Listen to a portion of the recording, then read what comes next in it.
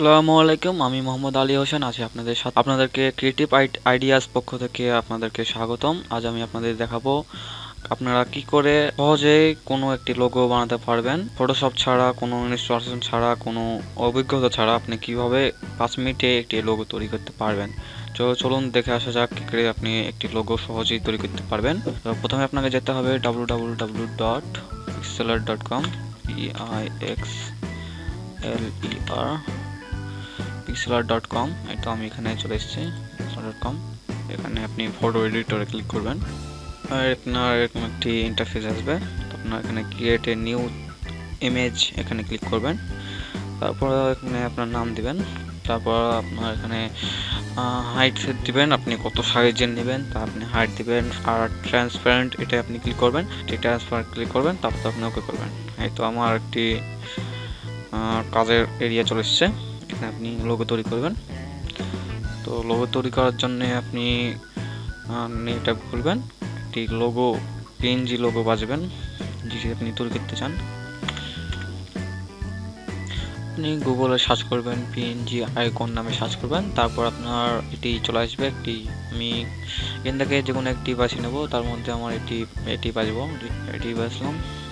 তো আপনি right button click করে সেভ করে নেবেন।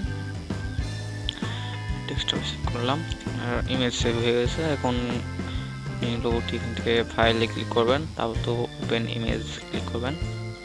তারপর আপনি এখানে আপনার লোগোটি বাজবেন। এই তো আমার লোগোটি ওপেন করলাম। তারপর তো আপনার লোগোটি চলে আসলো। আবার ফাইলে ক্লিক করলেন, এডিটে সিলেক্ট অলে ক্লিক করবেন। তারপর এখানে একটি এরিয়া চলে আসবে, সিলেক্ট হয়ে থাকবে। তারপর আবার এডিটে ক্লিক করবেন, দিয়ে কপি ক্লিক করবেন। আপনার লোগো ফাইলে ক্লিক করবেন। আপনি শিওর হবেন যে এটিতে আপনার সিলেক্ট করা আছে। তারপর আপনি আবার এডিটে ক্লিক করবেন আর পেস্ট। লোগোতে এটি চলে আসলো। এটি আমার কাজের জন্য অনেক বড়, তাই আমি এটিকে ছোট করব। তার জন্য আমি এটি আবার এডিটে ক্লিক করলাম। তারপর ফ্রি ট্রান্সফর্ম এটিতে ক্লিক করবেন। তারপর তো আপনি শিফট বাটন ধরে আপনি এটাকে ছোট করবেন, কারণ শিফট বাটন না ধরলে আপনি এটি দেখবেন এটি এরকম নষ্ট হয়ে যাবে। তাই আমি শিফট বাটন ধরে রাখবো, এটা আমি সেভ করব না। আবার এডিটে ক্লিক করলাম, ফ্রি ট্রান্সফর্ম।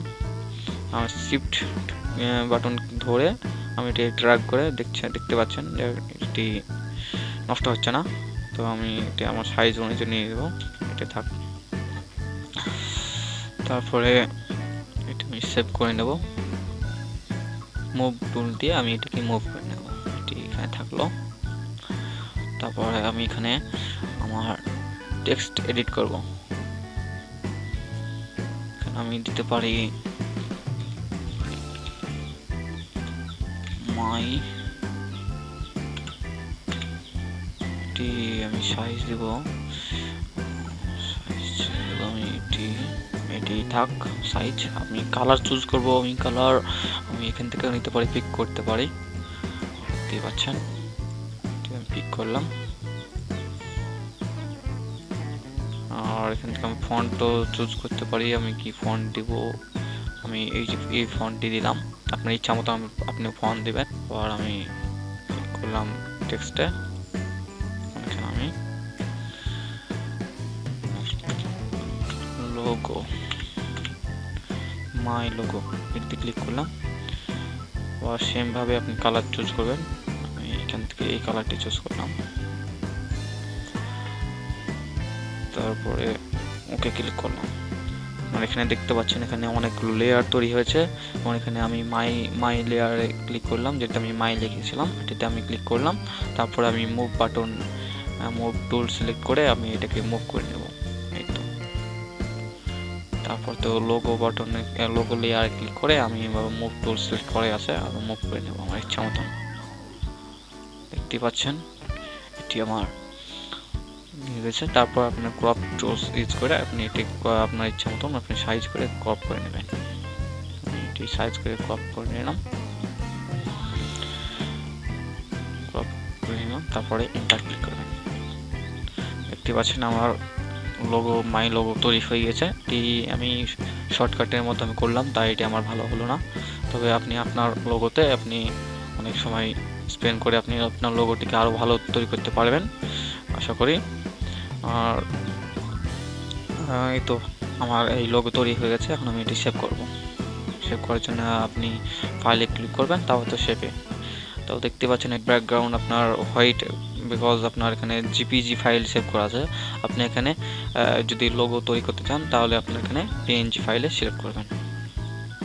দেখতে পাচ্ছেন এখানে আপনার ট্রান্সপারেন্ট চলে এসছে, আর এখানে আপনার সাইজ 14 KB হবে, আর এখানে নাম দিলাম আমার মাই লোগো।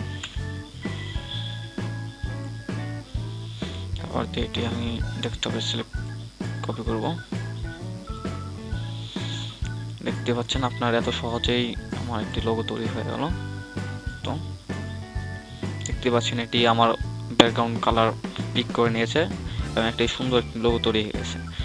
তো বন্ধুরা, আপনি সহজে এভাবেই আপনি একটি লোগো তৈরি করতে পারেন। কোনো ফটোশপ সফটওয়্যার ছাড়া আপনি একটি ফ্রি লোগো তৈরি করতে পারবেন খুব সহজে আপনার চ্যানেলের জন্য, আপনার বিজনেসের জন্য, আপনার ওয়েবসাইটের জন্য। তো আমার ভিডিওটি ভালো লেগে থাকলে আপনি কমেন্ট করবেন, লাইক করবেন, কমেন্ট করবেন, এবং আমার আরও অনেক টিপস পেতে হলে আমার ক্রিয়েটিভ আইডিয়াস চ্যানেলটি সাবস্ক্রাইব করবেন। আশা করি আপনার ভিডিওটি ভালো লেগেছে। আর কোনো প্রবলেম থাকলে আপনার কমেন্ট বক্সে আপনি কমেন্ট করতে পারেন। See you in the next video. Thanks for watching.